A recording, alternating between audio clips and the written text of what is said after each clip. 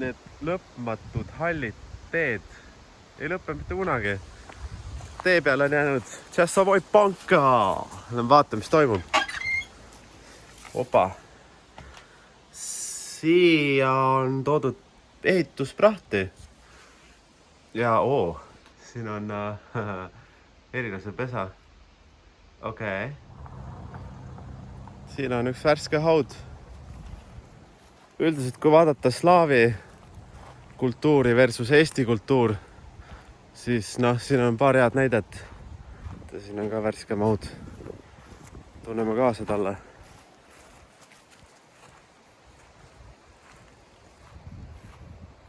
Aga näide iseenesest hea näide on siin. Et kui võimsad haude nagu tehakse, et ma ei tea, see on marmorist tehtud. Pidi ikka vägev mees olema. Ja muidugi see hauakivi on ka samamoodi. On ju, pole niisama hauakivi. Siuke maksab. No vot, näed, järelikult oli kõva mees. Ja eks siis naine üks päev tuleb tema kõrvale, ma eeldan. Eile mõtlesin, et läheduses on bensukas. Pood.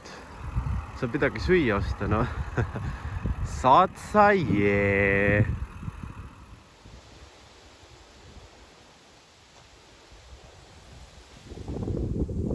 Suur betoonsild. Väga lai. Oma mingi 6-7 meetrit lai. Siuke lahmakas. On pandud siis siia kanali serva. Siin on tehtud ka betoonist servad. Läheb nüüd, jookseb kunstlikult ja kui te vaatate vett, see on nagu kõige selgem vesi, mis ma kunagi näinud olen. Aga kuhu see välja viib? Kohe lähme vaatame. See on põdra jälg.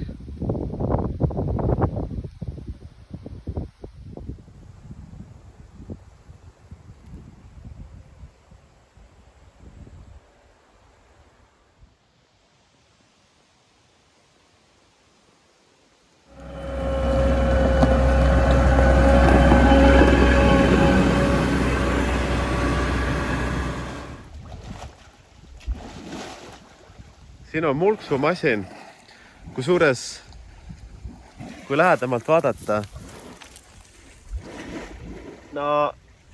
ega väga ei tundu siuke koht, kuhu sisse tahaks hüpata kohe. Aga samas põnev on see, et siin on näha kalu juumas. Ma olen näinud siin natukese suuremaid ja 2 väikest kala. Kas siit on võimalik välja zoomida? Et siit väga ei paista välja, aga on näha, et siin on 2 pisikest kala on ujunud viimased mingi 10 mintsava. Ja mõned suuremad asjad ka siin aegalt ringi, nii et siin on järelikult võimalik elada. Aga mis koht see on siis? Mis see mulksub siin niimoodi? Tegemist on siis settebasseiniga. Ja settebasseinid on siis, tehakse niimoodi, et tehakse auk ja augu kõrval tehakse mägi. Töödeldakse põlevkivi, kõik, mis on üleliigne, lastakse veega siis mäe peale ja mäe pealt siis voolab vesi alla settebasseini. Ja siin ongi tehtud süsteem, et kui settebasseini tuleb liiga palju vett, siis tema äravool tuleb siit, voolab siit kraavi ja läheb siit küla peale laiali.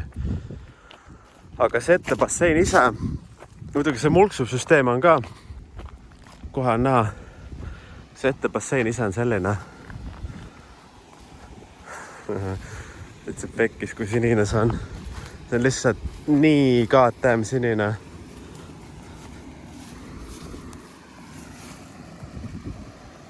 See on nagu reaalselt nagu laguun.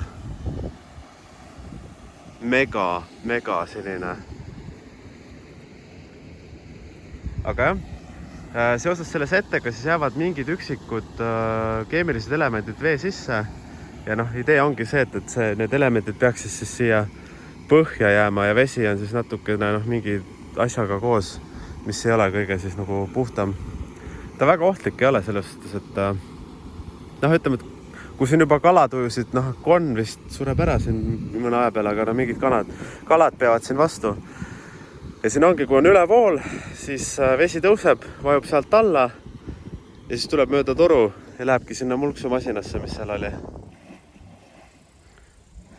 Mis maastikurattaga matkamise lahedaks teeb, on see, et saab igale poole erinevatesse X kohtadesse sellega minna suht kergelt ja vabalt. Õige matkaratta miinus on see, et tal on suht peenikesed kummid, rehvid. Et need sakslased, keda ma seal Mustvees nägin, need, kes Berliinis siia sõitsid, ütlesid ka, et Eestis on hästi liivased teed, et nende rehvidega, mis neil all olid, hästi peenikesed olid. No mitte hästi peenikesed, üldiselt peenemad. Et nendega nagu nii mugav ei ole siin Eestis sõita olnud, et on rohkem nagu asfaldit võtnud. Kuigi just põnevad kohad Eestis just asuvadki sellistes rohkem X kohtades. Aga näete. Kala. Näete, ujub seal. No võt, seal samas. Seal.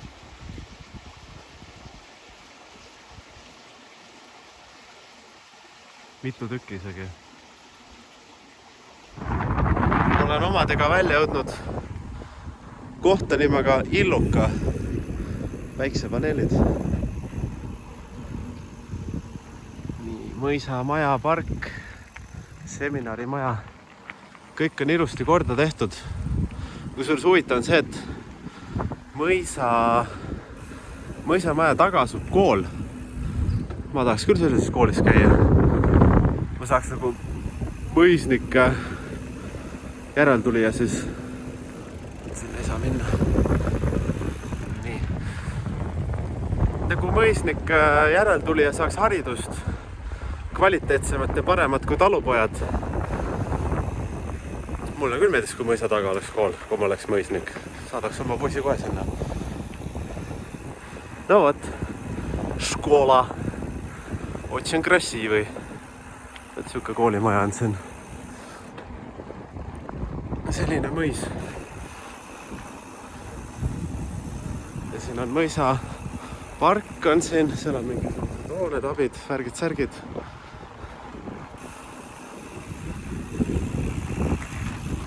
Opa. No see on ikka vapšee koht peaks mainima. See on lasteaed.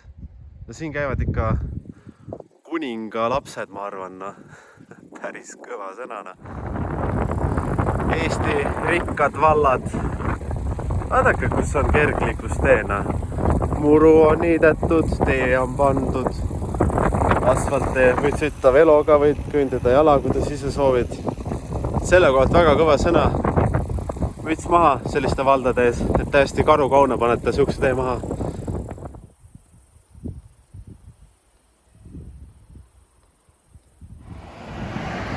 Pole 2 päeva poodi näinud. Saab toidumoonesid varuda.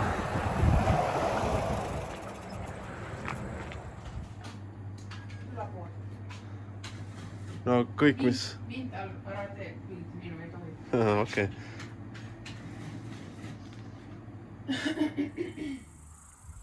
On olemas ütlus, et ära mine tühja kõhuga poodi.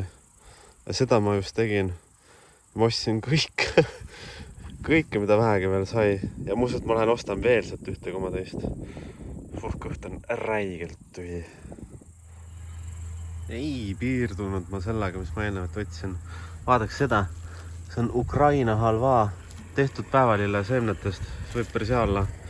See on mingi magusa mollusk energia saamiseks. Jäätis Borjomi. Kusjuures rahakotiga oli mul hea lugu. Ma unustasin Peipsi äärdeste poodis alla ja siis lambist helistab mingi võõras number ja öeldi, et kuulge, et see rahakott on siin poes. Ma olen nagu, what? Kuidas see võimalik on? Ja, et me Google'i järgi leidsime teid üles, et üsna kergesti oli kätte saadav teid Google'i kaudu.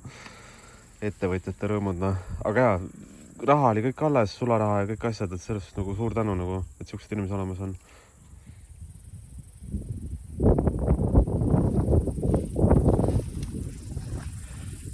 Heinapall. Neid on siin palju. Kusjuures heinaga oli 2018 hea lugu. Hästi kuiv suvi oli. ja siis oli see, et heina väga polnud. Kui muidu siuke pall maksab, ütleme, noh, see mingi 15-20 eurot, koos transpordiga võib-olla 25, siis 2018 maksis üks selline pall 50 eurot, 40-50 eurot, 60 eurot isegi.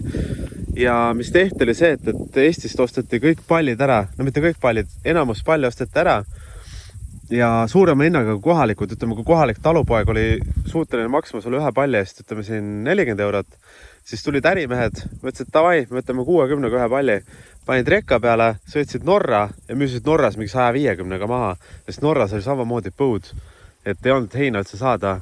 Et põllumajanduses käib mõnikord nagu ehitusturulgi üles-alla, buumi ja ei buumi ja... Aga see kõik oleneb ilmast jälle. Et see suvi on ka väga kuiv olnud. Aga see suvi see ei buumi niimoodi, nagu ta siis buumis. Aga võt, siuke pall. 150 euri Norras. Ole mees ja müü maha. Jõudsin siia siis...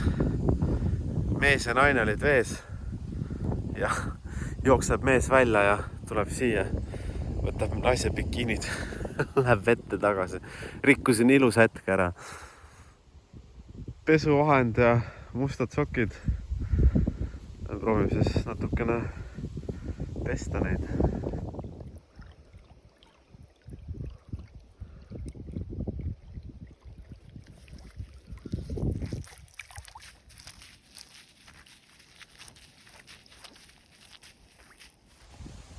Ujumas käidud, väga hea värske olla.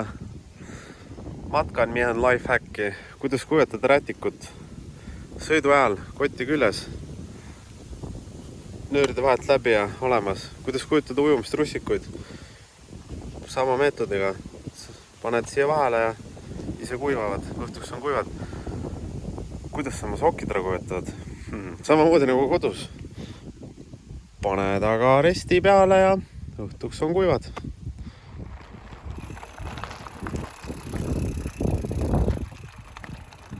Võtsin vastu otsuse, et lähen käin ühes huvitavas kohas ära.